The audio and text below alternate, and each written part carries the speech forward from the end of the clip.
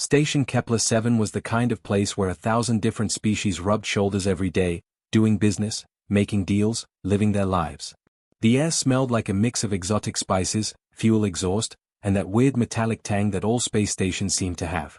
Neon signs flickered in a dozen languages, advertising everything from cheap lodging to expensive cybernetic upgrades. But down in the lower market district, behind the gleaming storefronts and bustling crowds, the real story of the station revealed itself. This was where the unwanted came to survive. Rick then was 12 years old by his species count, maybe 14 in human years. His kind, the Mothri, had insect-like features with shimmering carapaces that should have caught the light like oil on water. But Richthen's shell was dull and cracked, the way cheap plastic looks when it's been left out in the sun too long. His compound eyes, which should have sparkled with dozens of tiny reflections, looked clouded and tired. He was digging through a garbage container behind a noodle stand when the owner spotted him. "Get out of here, you little pest." The vendor, a three-armed Valkorian with purple skin, threw a ladle at him. It bounced off Richthen's shoulder, but he barely flinched anymore. Pain was just another part of surviving. Rick then grabbed what looked like half an uneaten protein bar and scrambled away, his thin legs carrying him between the market stalls. He'd learned the patterns by now. Stay in shadows. Move during shift changes when station security was distracted. Never make eye contact. But today, his luck ran out. 2 Valkorian enforcers spotted him near the Fountain Plaza. These weren't regular security guards. They wore the dark blue uniforms that meant they worked directly for the station's administrators, the ones who made the rules and decided who mattered and who didn't. "Look what we have here," the taller one said, his voice dripping with disgust. "A little roach, stealing from his betters." Rick then tried to run, but his malnutrition made him slow. A heavy hand grabbed the back of his ragged clothing and threw him to the ground. The protein bar skittered away across the polished floor. The first kick caught him in the ribs. Rick then curled into a ball, trying to protect his head. His cheap translator chip crackled in his ear, barely working, converting his attacker's words into broken fragments he could understand. Vermin, teach, lesson. Around them, dozens of people walked past. Some glanced over with mild curiosity, like they were watching street performers. Others deliberately looked away, suddenly very interested in their datapads or the shop windows. This was normal on Kepler-7. The strong did what they wanted. The weak suffered. That was just how things worked. A second kick landed, and Rick then felt something crack in his side. His antennae drooped, his body's way of showing submission, begging them to stop. "Hey!" The voice cut through the crowd like a blade. It wasn't loud, but it had authority in it, the kind of voice that expected to be heard. "I said back off." A human pushed through the ring of onlookers. He was maybe in his early 40s, with the kind of weathered face that came from years of hard work. His coveralls were stained with engine grease and marked with burn scars from welding. He wasn't particularly tall or muscular, but he moved with the confidence of someone who'd been in plenty of fights and wasn't afraid of one more. His name was Jake Morrison, though Rick then didn't know that yet. All Rick then saw was someone stepping between him and pain. The enforcers straightened up, hands moving toward their shock sticks. "This doesn't concern you, human. Move along. Pretty sure beating up a kid in public concerns everyone." Jake crossed his arms. His name tag read Fusion Core Technician, Level 7. That was important. Humans were still new to the galactic community, only about 80 years since first contact, but they'd made themselves essential fast. Touch the wrong human, especially a certified engineer, and you'd have guild investigations, labor disputes, and diplomatic complaints piling up on your desk. The taller enforcer's face twitched with anger. "This creature is a vagrant and a thief. We're maintaining station order. By kicking a starving kid? That's your idea of order?" Jake's voice was calm, but his eyes were hard. "How about I file a report with the labor guild about station security threatening skilled workers? See how your boss likes that paperwork." The 2 enforcers looked at each other. The calculation was visible on their faces. Was teaching this human a lesson worth the trouble it would cause? On Kepler-7, everything came down to cost and benefit. "This isn't over," the shorter one finally said. They walked away, but not before shooting threatening looks at both Jake and Rick then. The crowd dispersed quickly, entertainment over. Within seconds, it was like nothing had happened. The market returned to its normal chaos of buying, selling, and surviving. Jake knelt down beside Rick then, who was still curled up on the ground, trembling. "Easy there, kid. They're gone. You hurt bad." Richthen's translator sputtered. Fine, thank you, sorry. Sorry? What are you sorry for? Jake helped him sit up carefully, checking for serious injuries. Nothing seemed broken, just bruised. You hungry? What kind of question was that? Richthen was always hungry. He'd been hungry for 3 months straight, ever since the salvage crews had torn apart his family's colony ship for scrap metal. Jake pulled a dented metal container from his tool bag. Lunchbox, Richthen realized. The human opened it and inside was real food. Not the gray synthetic paste that came from charity dispensers. Actual food. Bread, some kind of protein, even a piece of fruit. Jake tore the sandwich in half and held it out. Here. You look like you need this more than I do. Richthen stared. This had to be a trick. People didn't just give away food, especially not to Mothri. His species was considered barely better than vermin by most of the station. They were the conquered people, the displaced, the unwanted refugees from a dead world. Go on, Jake urged gently. Take it. With shaking hands, Richthen accepted the food. The first bite made him want to cry. He couldn't remember the last time he'd tasted anything besides garbage and dispensary paste. He forced himself to eat slowly, even though everything in his body screamed to devour it all at once. Jake watched him with an expression Richthen didn't recognize at first. Later, he'd learn it was called compassion. You got a name, kid? Richthen. I'm Jake. Listen, Richthen, you can't keep living like this. How long you been on the streets? 3 months. Maybe 4. Time blurred when you were just trying to survive each day. Jake was quiet for a moment, thinking. Then he made a decision that would change both their lives forever. Come on. Let's get you cleaned up and somewhere safe. We'll figure out the rest as we go. Richthen followed, because what else could he do? For the first time in months, someone had seen him as more than trash to be kicked aside. Someone had shared their food, their precious resources, with no obvious reason or benefit. He didn't understand humans yet. Didn't know about their strange ideas of fairness and justice, their stubborn refusal to accept cruelty as normal. He'd learn, though. They both would. Jake's quarters were in the human section of Station Kepler 7, tucked away in the maintenance district where most of the technical workers lived. The room was small, maybe 12 feet by 15, with a narrow bed, a tiny kitchenette, and every available surface covered in spare parts, tools, and technical manuals. It smelled like metal shavings and coffee. Richthen stood in the doorway, uncertain. His entire existence on the station had been about staying invisible, hiding in the gaps between places where people actually lived. Being inside someone's home felt wrong, dangerous even. It's not much, but it's clean and warm, Jake said, clearing off a chair by dumping a pile of circuit boards onto his already cluttered desk. Sit down. Let me see those injuries properly. The next hour was awkward. Jake pulled out a basic medical kit and did what he could for Richthen's bruises. The kid flinched at every touch, like a stray animal that expected every hand to hurt. Jake recognized that reflex. He'd seen it before in refugees back on the colony worlds where he grew up. When did you last have a real meal? Jake asked, heating up some soup on his small cooker. Real meal. Richthen's translator crackled. Not remember. On colony ship, maybe. Before they came. Jake didn't push for details. The kid would talk when he was ready. Instead, he focused on the practical stuff.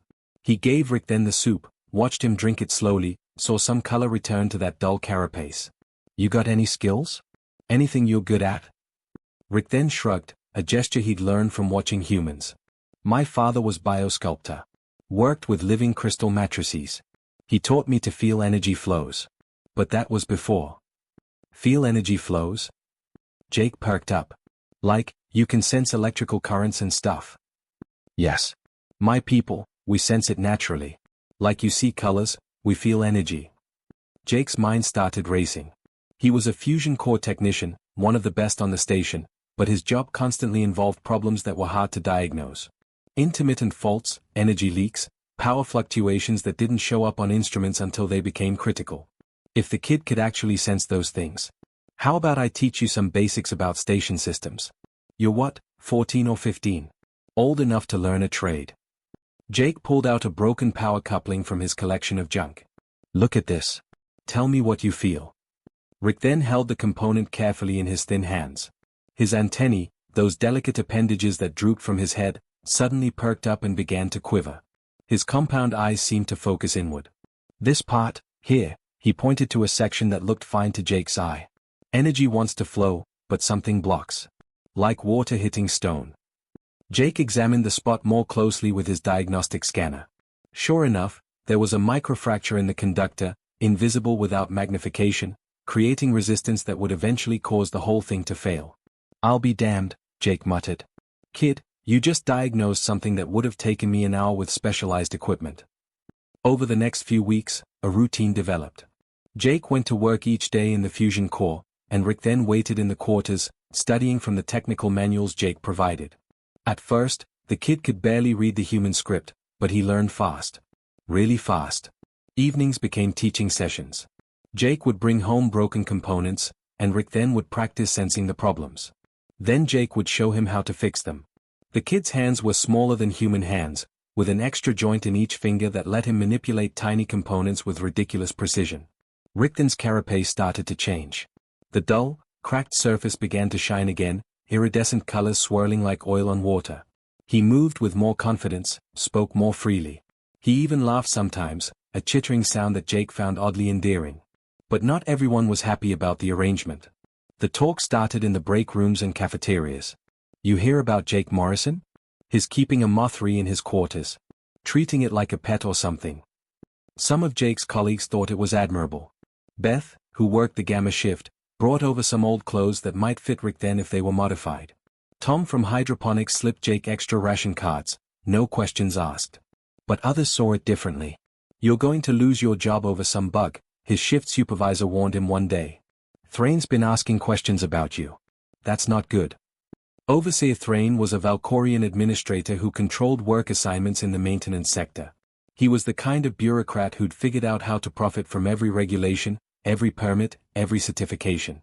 People whispered that he had connections to some very unsavory operations, but nobody could prove anything. Thrane started showing up during Jake's shifts, watching, taking notes. He'd point out minor violations that everyone committed but nobody usually cared about. A tool left in the wrong place. A safety check logged 2 minutes late. Small things that started building into a file. You're making yourself a target, Beth told Jake one evening. Thrane's looking for an excuse to get rid of you. Your position pays well, and he's got someone who'll pay him to slide them into your job. Jake knew she was right, but what was he supposed to do? Throw Rick then back out on the streets? The kid was thriving. He'd started helping Jake with actual repair work, and they made a hell of a team. What took Jake an hour alone, they could do in 20 minutes together. 3 months after that first meeting in the market, everything fell apart. Jake came home to find an official notice on his door. He was suspended, effective immediately, pending investigation into multiple safety violations. His credentials were frozen. No work meant no pay, and his savings weren't much. Rick then was inside, working on a practice circuit. He looked up when Jake came in, saw his face, and his antennae drooped. What happened? Thrane happened. Jake dropped into his chair, suddenly exhausted. I'm suspended. They're going to drag this investigation out for months, bleed me dry, then fire me anyway. That's how it works. Because of me. It wasn't a question. No. Because Thrane's a corrupt piece of garbage who saw an opportunity. Jake rubbed his face. Look, kid, we'll figure something out. I've got some savings. We'll be okay. But Rick then could do math. He'd seen how much food cost, how much the quarters cost, how little Jake had saved. 2 people couldn't survive on that for long. I should leave. Make it easier for you. Don't even think about it. Jake's voice was sharp. You leave, you'll be dead in a week. Either from starvation or from those enforcers catching up with you. We're in this together now. But why? Rickton's translator struggled with the emotion in his voice. I am nothing. My people are nothing. Why risk everything for me? Jake was quiet for a long moment. He thought about his own daughter, lost 5 years ago in a transport accident. Lily had been about Rickton's age when she died. He thought about all the times he'd wished someone had been there to help when his family needed it most. Because someone has to give a damn, he finally said. Because I look at you and I don't see some alien bug or whatever garbage those enforcers see. I see a kid who's smart and talented and didn't deserve what happened to him. And maybe I can't fix the whole universe, but I can fix this one thing. I can help you. Rickton's antennae quivered. In his culture, there was a word for what Jake had done. Kalshan. Chosen family. When Jake had shared his food that first day, Rick then had unknowingly declared him as family in the eyes of Mothri tradition. But he thought it was just his own desperate wish. Now he understood. Jake felt it too. Then we survive together, Rick then said. I help. We find work. Together. Jake smiled despite everything. Yeah, kid. Together. Neither of them knew it yet, but that decision would change everything. Because when you refuse to give up on someone, when you fight for them against impossible odds, sometimes the universe notices. And sometimes, it fights back alongside you. Money runs out fast when you're not working. Jake watched his credit balance drop day by day, doing the math in his head. Food, quarters rental, utilities. At this rate, they had maybe 3 weeks before they'd be on the street themselves. I need work, Jake told Tom at the bar one evening. Any work. I don't care what it is. Tom, the owner of the small human establishment called The Wrench, leaned in close. There's work if you're desperate enough. Down in the condemned sectors. Systems failing left and right, but nobody wants to go down there because the hazard pay doesn't cover the risk. How bad are we talking? Radiation leaks, failing life support, unstable power grids. Last crew that went down came back with 2 guys in medical for exposure. But the contracts pay triple rate, cash up front, no questions asked. Jake thought about Rick then back in the quarters, trying to stretch their food rations. Give me the contact info. The condemned sectors were exactly as bad as advertised. These were the oldest parts of Station Kepler 7, built back when safety standards were more like suggestions.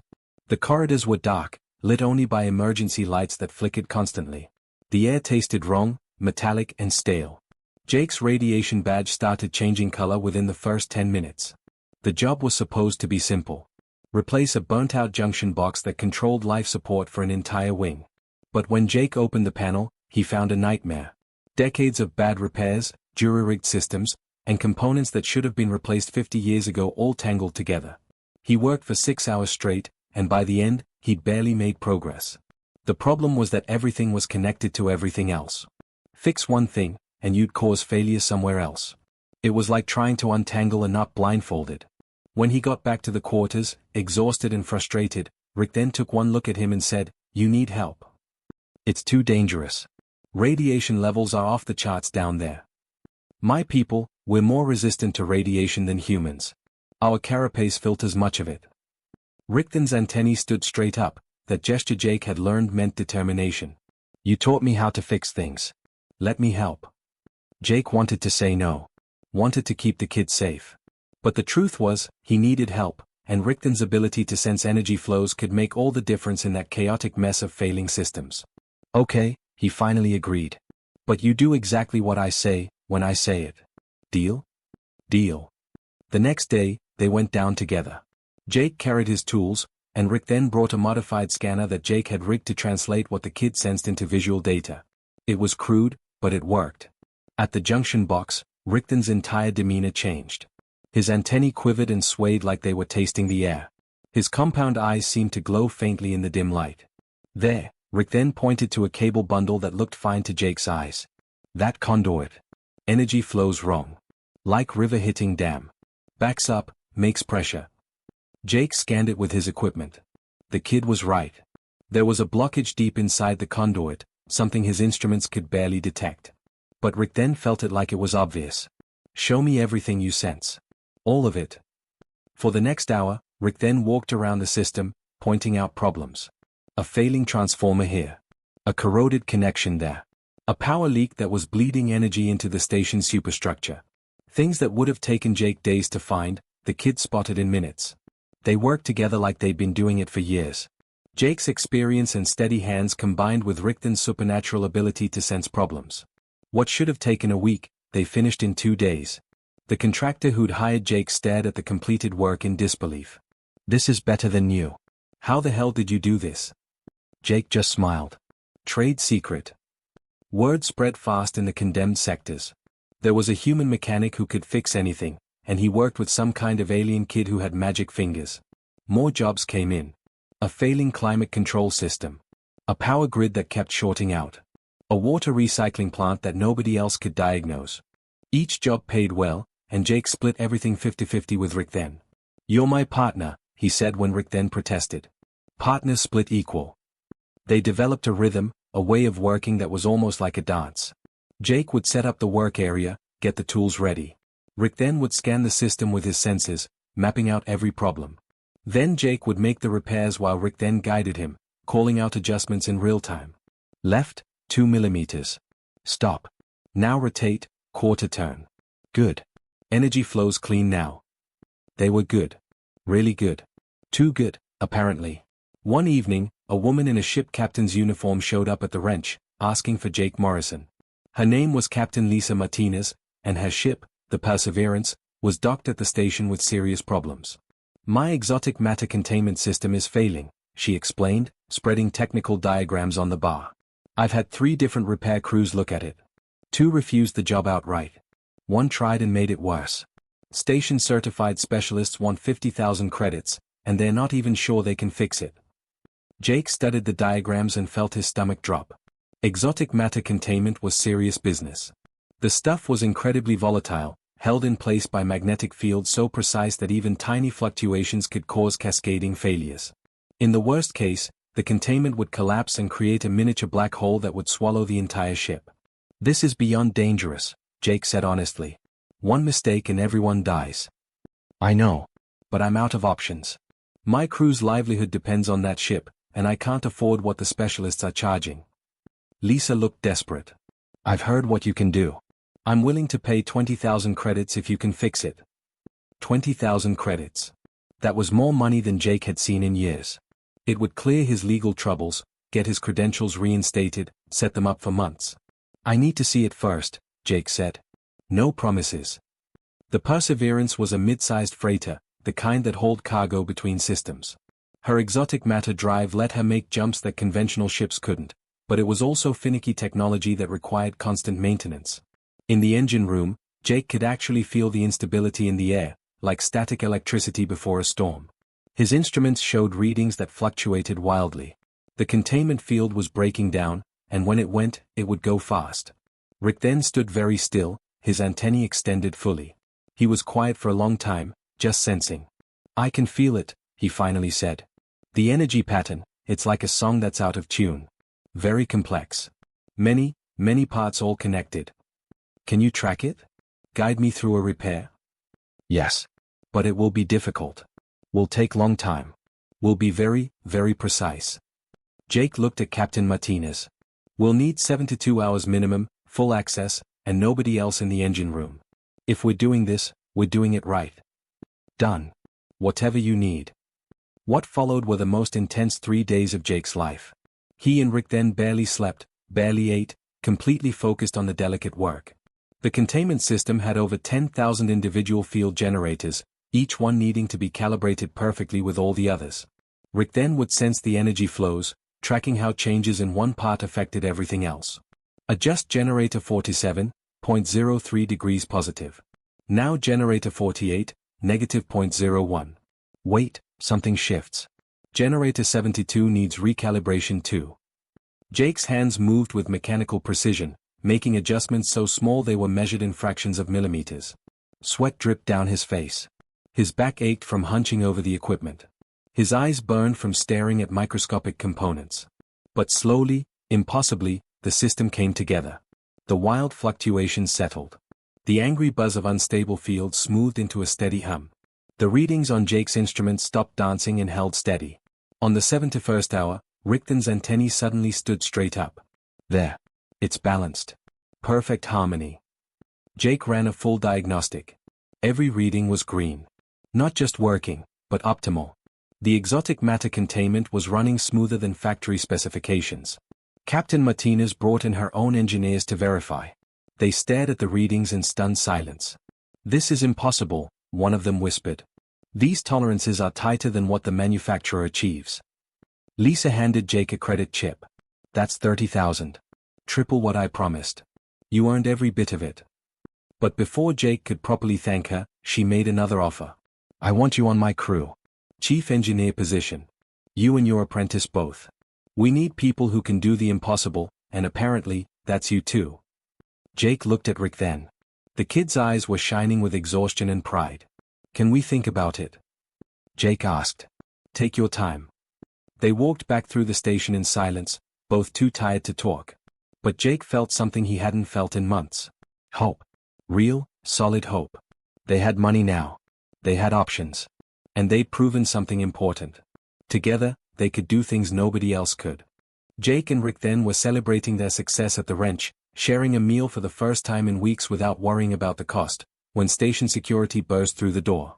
6 armed guards, led by Overseer Thrain himself. The Valkorian's face was twisted in a satisfied smile that made Jake's blood run cold. Rick then of the Mothri, you're under arrest for sabotage and destruction of station property. Thrain's voice carried through the suddenly silent bar. Evidence shows you deliberately damaged multiple systems in the condemned sectors, endangering lives. That's garbage and you know it. Jake stood up, putting himself between the guards and Rick then. We fixed those systems. Made them better than new. The investigation shows otherwise. Thrain pulled out a data pad, showing reports that Jake had never seen before. Falsified maintenance logs, fabricated witness statements, ducted sensor readings. It was all fake, but it looked official. The Mothri will be processed for recycling. Sentenced to be carried out in 48 hours. Recycling. That's what they called it when they executed someone and broke down their body for raw biomass. Jake felt sick. You can't do this. He's just a kid. His property-destroying vermin, and station law is clear. Thrain gestured, and 2 guards grabbed Rick then. The boy didn't fight, just looked at Jake with terrified eyes as they dragged him toward the door. Jake, I'm sorry. I'm so sorry. Rickton's translator crackled with static and fear. Don't apologize. I'll fix this. I promise. Jake tried to follow, but a guard shoved him back hard. He hit a table and went down. By the time he got back up, they were gone. The bar was silent except for the sound of Jake's ragged breathing. Tom put a hand on his shoulder. Jake, man, I'm sorry. But there's nothing you can do. The system's rigged. Thrain's got connections all the way up. Appeals cost more money than you've got, and public defenders won't touch a case involving a Mothri. Then I'll break him out. That's suicide. They've got him in the high-security detention center. You'd never make it past the first checkpoint. Jake sat down hard, his mind racing. 48 hours. 2 days to save Rickton's life. But how? The legal system was a joke. Violence wouldn't work. What did that leave? He thought about Earth, about the colony worlds where he'd grown up. Those places had taught him something important. When the system won't give you justice, you don't beg. You make them give it to you. You find leverage and you use it. I need to call in every favor I've got, Jake said quietly. Everyone who owes me. Everyone who gives a damn. We've got 2 days to make enough noise that they can't ignore us. Tom nodded slowly. I'm in. What do you need? Over the next few hours, Jake made calls. First was Rachel Kim, a data specialist who worked in station administration. Her daughter had a rare condition that required a specialized breathing implant. When the implant failed, station medical said it would take weeks to get parts. Jake had fabricated a replacement in 4 hours. Rachel, I need your help. I need someone who can dig into official records. She didn't hesitate. Tell me what you need. Everything you can find on Overseer Thrain. Every file, every transaction, every report he's ever filed. There's got to be something dirty there. Next was Beth from the Fusion Core. Then Tom's brother who worked in cargo handling. Then a Rokari engineer named Drex who Jake had helped when nobody else would. One by one, he called in markers, asked for help, and explained what they were up against. To his surprise, others volunteered without being asked. Other Mothri who'd heard what Jake had done for Rick then. A few humans who were tired of watching the Valkorians push everyone around. Even some Telarians and Rokari who'd lost friends or family to Thrain's schemes over the years. By midnight, Rachel called back. Jake, you need to see this. I'm sending you files now. What Jake found made him angry in a way he hadn't been in years. Thrain had been running scams for decades. Falsified safety reports that got people killed. Embezzled maintenance funds while critical systems failed. Framed dozens of beings for crimes they didn't commit, then had them recycled so they couldn't talk. The bodies were processed and sold to biomatter companies, with Thrain getting a cut. Rick then wasn't the first innocent kid Thrain had murdered. He wouldn't be the last unless someone stopped him. This is enough to bury him, Rachel said. But evidence alone won't matter. The administrators who could act on this are either in his pocket or too scared to cross him. Jake stared at the files, thinking. Then an idea started forming. A crazy, dangerous, beautiful idea. We don't need the administrators to act, he said slowly. We need everyone else to know. We need to make this so public that they can't sweep it under the rug. He called Captain Martinez. Lisa, I need a favor. A big one. Name it.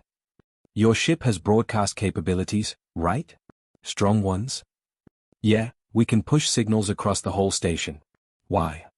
Because I need to tell everyone on Kepler-7 a story about a corrupt Valkorian who's been murdering people for profit.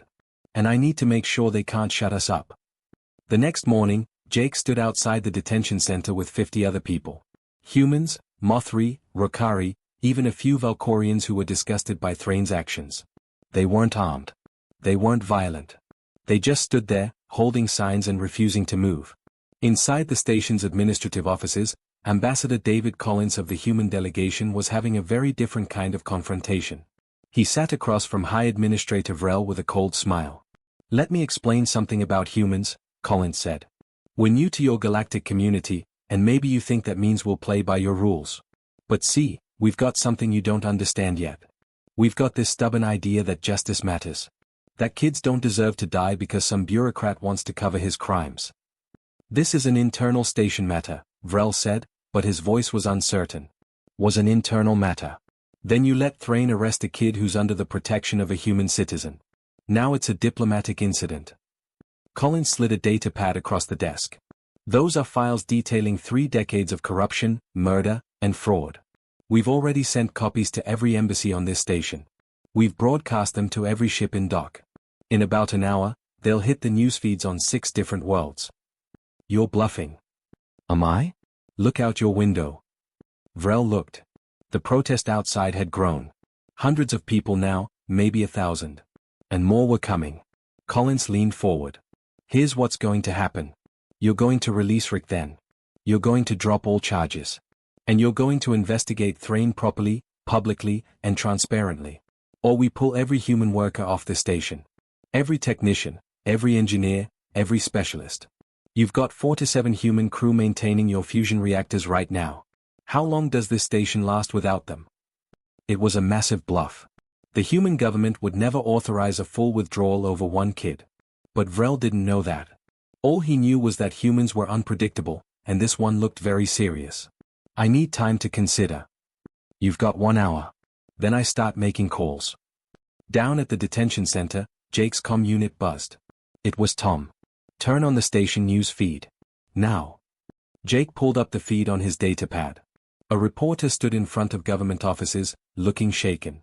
Breaking news from station Kepler-7. Anonymous sources have released documents allegedly showing widespread corruption in the Maintenance Oversight Department. High Administrator Vrel has called an emergency session to address these allegations. Around Jake, people started cheering. It was working. They were actually forcing the system to respond. 30 minutes later, the detention center doors opened. Guards brought Rick then out, looking confused and scared. When he saw Jake, his antennae shot up and he ran forward. Jake caught him, held him tight. It's okay. You're safe. I've got you. How? They said I would die. They said no one could stop it. Yeah, well, they underestimated what happens when you piss off a human who doesn't know when to quit. Jake pulled back, checking Rick then over for injuries. You hurt? No. Scared, but not hurt. Rickden's voice was shaking. Jake, they're going to come after you now. After all of us. Let them try. Jake looked at the crowd around them, all these different species who'd come together because they were tired of being pushed around. We just proved something important, kid. We proved that when people stand together, when they refuse to back down, they can change things. That evening, they watched the news together from Jake's quarters. Thrane had been arrested. The investigation was expanding. Other corrupt officials were being exposed. It wasn't perfect, and it wouldn't fix everything, but it was a start. What now? Rick then asked. Jake thought about Captain Martinez's offer. Thought about staying on a station that would always see them as troublemakers, or leaving for somewhere new where they could start fresh. Now, he said, we decide what kind of future we want. The morning after Rickden's release, Jake woke up to find the kid sitting at the small desk, staring at the wall. He hadn't slept. His antennae drooped low, and even though his carapace was finally healthy and shining, He looked exhausted in a way that had nothing to do with physical tiredness. "Can't sleep?" Jake asked, sitting up and rubbing his face. "Every time I close my eyes, I see that cell. I hear them talking about recycling me like I'm garbage." Richten's voice was quiet. "And I think about all the others. The ones who didn't have someone like you. The ones who died because no one cared enough to fight." Jake understood that feeling. The weight of knowing you survived when others didn't. "You can't carry that burden alone, kid. It'll crush you." "But it's not fair." "Why me? Why did I get saved when so many didn't?" "Because I happened to walk by at the right moment. Because a bunch of people decided to stand up when it mattered. Sometimes that's all it takes, one person in the right place making the right choice." Jake moved to sit beside him. "And now you get to decide what you do with that second chance." They sat in silence for a while, watching the station come alive through the small window. Ships docking and departing, workers heading to their shifts, the endless flow of commerce and life that defined Kepler 7. "Captain Martinez offered us both jobs," Jake finally said. "Chief engineer and apprentice engineer on the Perseverance. Good pay, travel to places where the old rules don't matter as much. We could leave all this behind, start fresh." "You want to go?" "I'm asking what you want. This is your life too." Richten's antennae curled in thought. That gesture Jake had learned meant he was processing something important. Station Kepler 7, it will never really change. Thrain is gone, but there will be others like him. The Valkorians, the system, it's built to keep some people on top and others on the bottom. "Yeah, probably. Big systems don't change fast, and sometimes they don't change at all." "Then yes. I want to go." "But..." Richten hesitated. "The other Mothri here. They're still hungry. Still hiding. Can we help them before we leave?" Jake smiled. This kid had almost been killed, and his first thought was helping others. "Yeah, we can do that. I've got an idea." Over the next week, Jake and Richten used part of their payment from Captain Martinez to set up something simple but important. They rented a small space in the lower market district, bought some basic tools and equipment, and put up a sign, "Free repairs and technical training. All species welcome." The first day, nobody came. The second day, a young Rokari showed up, nervous and uncertain. Jake taught her how to fix a broken datapad while Richten assisted. The third day, 2 more people arrived. By the end of the week, they had a dozen regulars. Among them were 3 other Mothri refugees. Richten taught them what Jake had taught him, passing on those skills that could mean the difference between starving and surviving.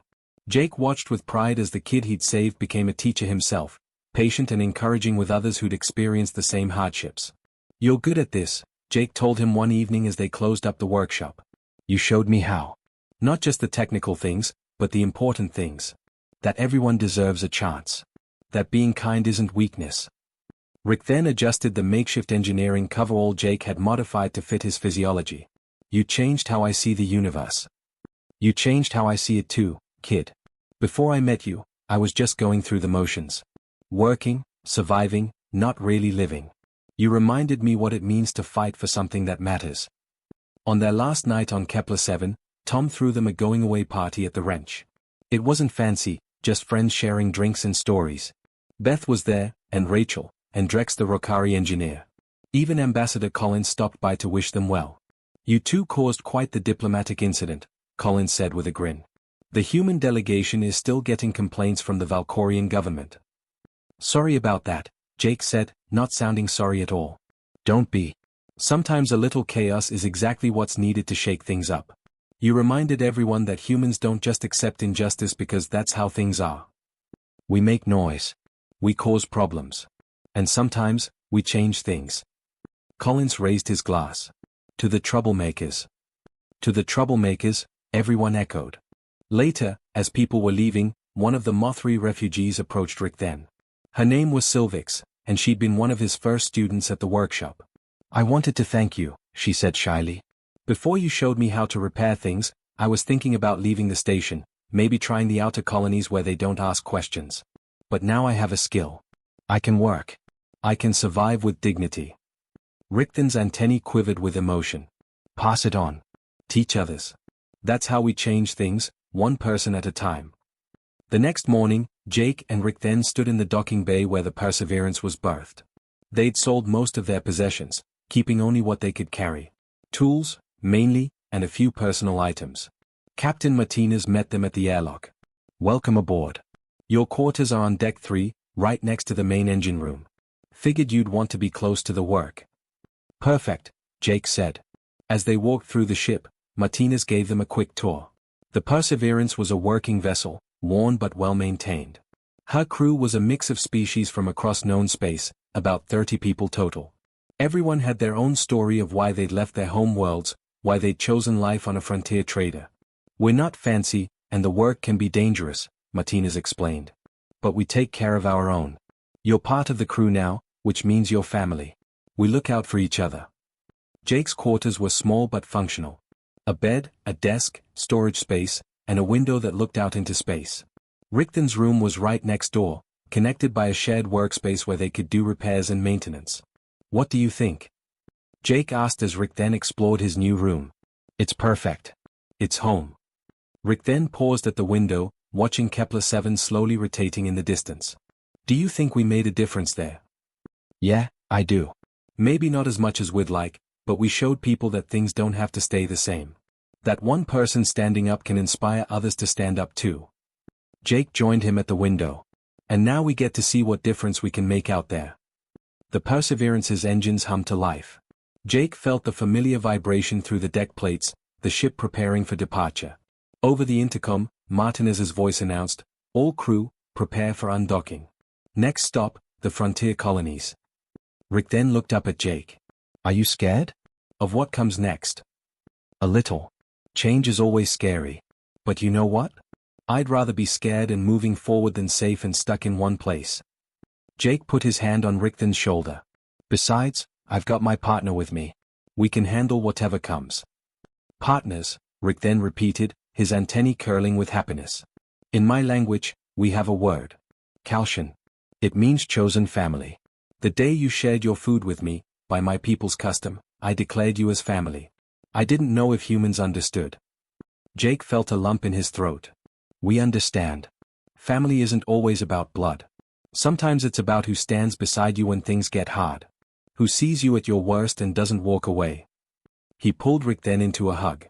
"You're my family too, kid. For as long as you'll have me." The ship undocked, and through the window, Kepler-7 began to shrink. Jake thought about that day in the market, when he'd made a choice that seemed simple at the time. Share his lunch with a hungry kid. Stop bullies from hurting someone weaker. Basic human decency, nothing heroic about it. But that simple choice had led to everything else. Had saved a life, sparked a protest, exposed corruption, and ultimately brought them here, to this new beginning. As the Perseverance accelerated toward the jump point, Jake realized something important.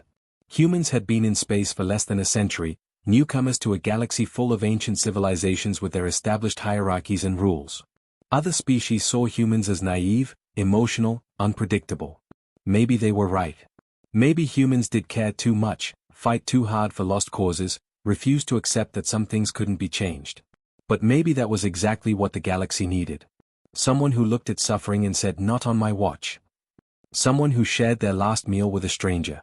Someone who believed that one person could make a difference. The stars stretched into lines as the Perseverance jumped to hyperspace, carrying them toward a future full of uncertainty and possibility. Jake didn't know what adventures waited out there in the frontier, what challenges they'd face, or what impact they'd have. But he knew one thing for certain. Wherever they went, whatever they did, they'd face it together. A human mechanic who refused to look away from suffering, and a young Mothri who'd learned that kindness was the greatest strength of all. And sometimes, that was enough to change the universe, one small act at a time.